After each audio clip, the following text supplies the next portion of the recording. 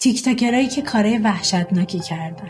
اونا توی تیک تاک یک عالمه دنبال کننده داشتن، یک عالمه آدم بودن که اونا رو فالو کرده بودن و اصلا باورشون نمیشد که اونا بتونن همچین کارهای وحشتناکی انجام بدن.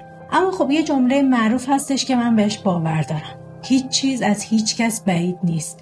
و این تیک تاکرها هم درست تو همون نقطه‌ای که فالووراشون اصلا فکرشو نمی‌کردن که همچین شخصیتی داشته باشن، همچین کارهایی انجام دادن.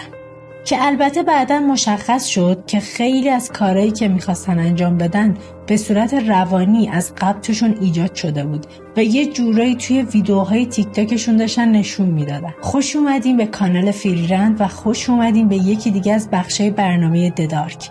توی این ویدیو و توی برنامه ددارک راجع به چیزای عجیب، چیزای غیر قابل باور، ترسناک و چیزایی صحبت میکنیم که معمولاً یه سریاشون فقط در حد تئوری هن، یه سریاشون مثل ویدیوهای امروز کاملاً واقعی هن، اتفاقایی هن که واقعاً رخ دادن و این اتفاقا بعضیاشون انقدر وحشتناکن که اسم برنامه رو تعیین کردن: ددارک. و کسایی که دنبال برنامه‌های تاریک و خشنن معمولاً از اینجور چیزا لذت میبرن.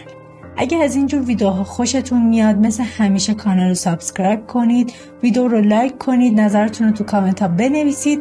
اگه این کارم نمی‌کنید فدای سرتون. در هر صورت امیدوارم که از این ویدیو لذت ببرید.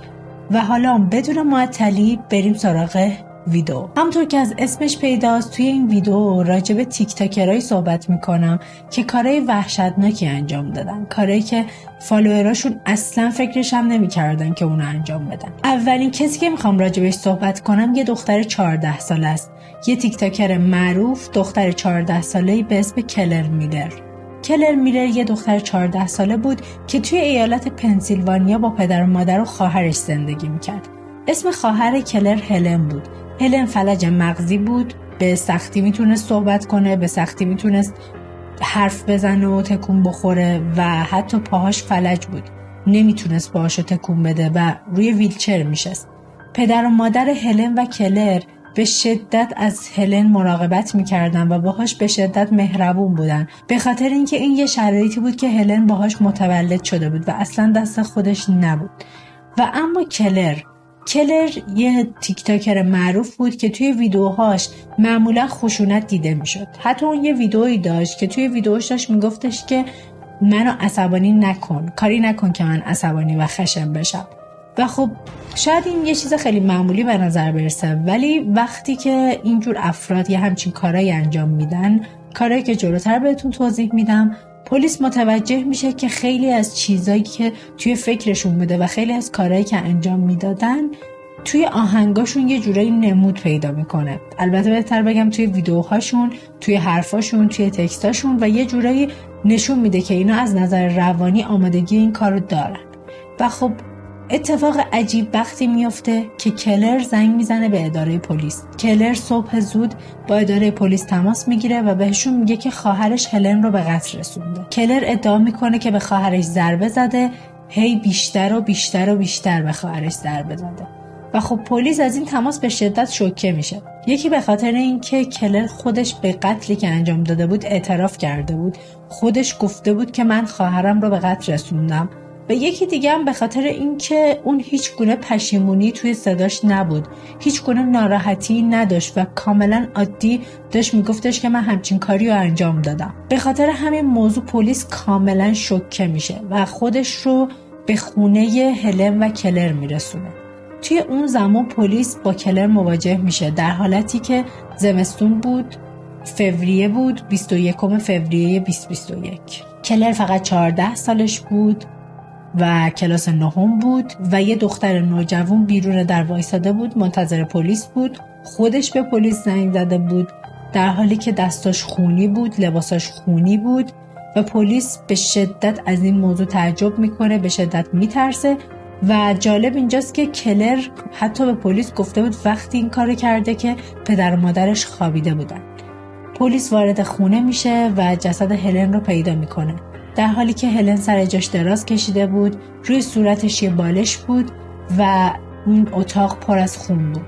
و از همه وحشتناکتر اینجا بود که هلن تحت هیچ شرایطی نمیتونست از خودش دفاع کنه، چون هلن فلج مغزی بود، نمیتونست دست و پاهاشو به راحتی تکون بده، نمیتونست راه بره، نمیتونست از خودش دفاع کنه و این وضعیت رو عجیب‌تر میکرد. حتی توی یه سری از ویدیوهای تیک تاک کلر پدر و مادرش به همراه هلن دیده میشدن و به نظر میرسید که هلن و کلر رابطه خیلی خوبی با هم دیگه دارن و این خیلی عجیب بود که کلر همچین کاریو کرده. بعد از این موضوع قرار بود که راجع به این که چه اتفاقی واسه کلر قراره بیفته تصمیم گیری بشه که اون به روش بزرگسالانه محاکمه بشه یا مثل یه نوجوان محاکمه بشه و حتی روانشناسا به این نتیجه رسیدن که کلر توی اون زمان یه صداهایی از مغزش بهش فرمان میدادن و اون از توهمات شنوایی رنج میبرده. یه صدایی دائما به کلر میگفتن که خواهرت رو بکش و بعد بهش میگفتن که گلوی خودت رو هم ببر،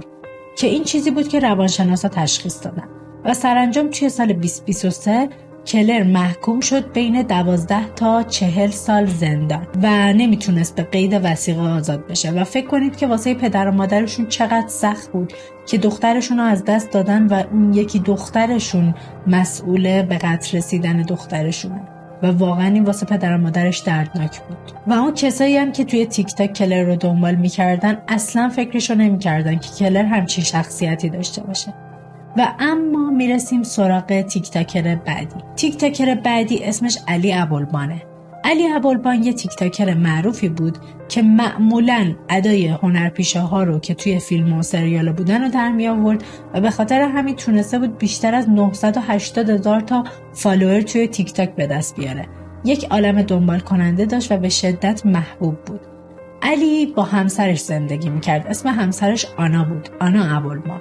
و خب همطور که میخوام براتون توضیح بدم، علی محکوم میشه به قتل همسرش آنا. خیلی عجیبه که یه نفر میتونه همسر خودش رو به قتل برسونه و خب باید بدونیم چه انگیزه‌ای پشت همچین کاری هستش و علی واسه چی همسر خودش رو به قتل رسون.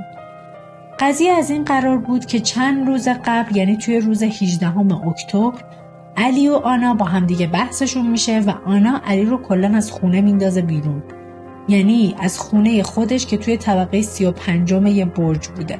به خاطر همین علی مجبور میشه که وسایلاشو جمع کنه و بره و توی هتل زندگی کنه، توی یه هتلی که نزدیک خونه اوناست. ولی علی کلید دیگه از خونهشون داشته و میتونسته یواشکی وارد خونش بشه و میتونسته رفت آمد کنه، ولی آنا این قضیه رو نمیدونست. علی به آنا شک میکنه و فکر میکنه که احتمال داره که زنش بهش خیانت کنه. به خاطر همین به شدت به آنا شک میکنه و روی تبلت دختر 5 سالشون یه دستگاه شنود نصب میکنه که ببینه توی اون خونه چه اتفاقایی میفته، چه کسایی میرن و میان و کلا صداها رو بشنوه. بعد از این قضیه تقریبا چند روز بعد، فکر میکنم توی روز 26 اکتبر بوده، که علی شروع میکنه به گوش دادن صداهایی که از خونشون ضبط شده با شنود که ببینه واقعا توی اون خونه به جز خودش مرد دیگه‌ای رفت آمد کرده یا نه، که با یه چیز عجیبی روبرو میشه. اون میبینه که صدای زنش داره میاد، صدای آنا میاد، در حالی که داره با یه مرد دیگه میگه و میخنده و صحبت میکنه. این موضوع علی رو به شدت عصبانی میکنه و به شدت از این موضوع کفری میشه. از اونجایی که یه کلید دیگه داشته خیلی راحت میتونسته وارد خونهشون بشه. نمیدونم از کجا اسلحه گیر میاره، ولی خب یه اسلحه‌ای رو پیدا میکنه و بعد با اون اسلحه وارد خونهشون میشه. اولش 3 بار به معشوقه زنش شلیک میکنه، بعد به زنش شلیک میکنه و هر دوتا همونجا جون خودشون رو از دست میدن. بعد از این اتفاق سعی میکنه که از اونجا فرار کنه و بره دنبال دخترش مدرسه. ولی خب توی دوربینای مدار بسته تمام این اتفاقا ثبت شده بود، یعنی این که سعی کرده از خونه فرار کنه. اون خیلی تلاش میکنه واسه اینکه روی این کاری که کرده سرپوش بذاره، بگه توی اون موقع تو شرایط عادی نبوده، حشیش مصرف کرده بود، مغزش رد داده بود و هر چیز دیگه‌ای، ولی اون اصلا موفق نمیشه که روی این کاری که انجام داده سرپوش بذاره. و حتی اون وقتی که رفته بود دنبال دخترش مدرسه، موقع هم اسلحه داشت و داشت اسلحه‌ش رو با خودش حمل میکرد. به خاطر همین موضوع قاضی اون رو محکوم میکنه به اینکه یه تایم خیلی طولانی رو به زندان بیفته و اینکه محکوم میشه به اینکه سعی کرده آزادی زنش رو بگیره، سعی کرده زنش رو کنترل کنه و اینکه به خاطر همین موضوع به زندان میفته. و اما میرسیم سراغ سومین پرونده که مربوط میشه به یه تیک تاکر خیلی معروف، یه کاسپلیر که معمولا انیمه های ژاپنی رو تقلید میکرد که اسمش مریان الیور اسنو. مریان الیور اسنو یه تیک تاکر خیلی معروفی بود که فکر میکنم 1,800,000 تا فالوور توی تیک تاک داشت. اون یه کاسپلیر بود و معمولا شخصیت‌های انیمه ها و بازی های مختلف رو لباساشون و کاسپلیاشون رو تهیه میکرد یا خودش درست میکرد، آرایش میکرد، میکاپ میکرد، خودش رو به شکل انیمه های ژاپنی در می آورد و شروع میکرد به گرفتن ویدیوهای تیک تاک.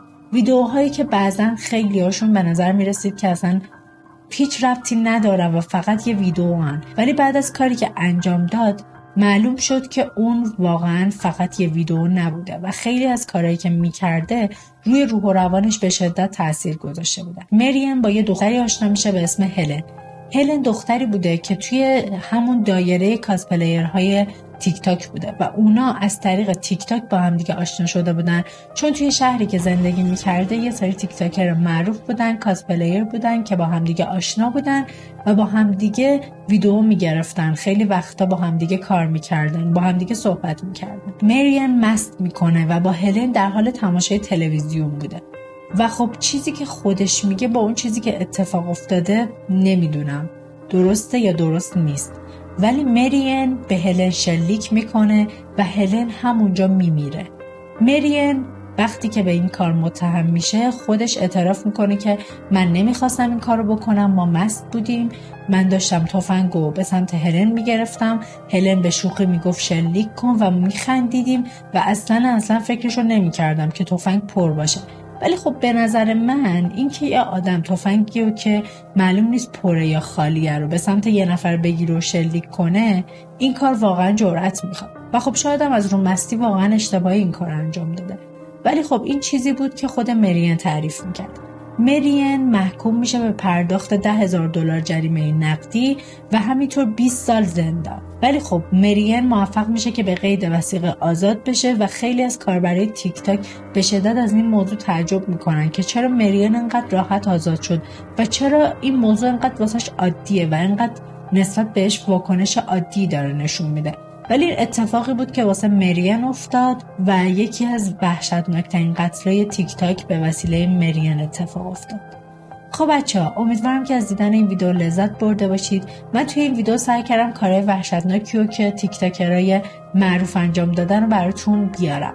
اگه دوست داشتید از اینجور ویدیوها خوشتون میاد، حتما تو کامنت ها بنویسید که قسمت دومش هم براتون بسازم. مواظب خودتون باشید، خیلی دوستتون دارم. تا ویدیوی بعدی، خداحافظ.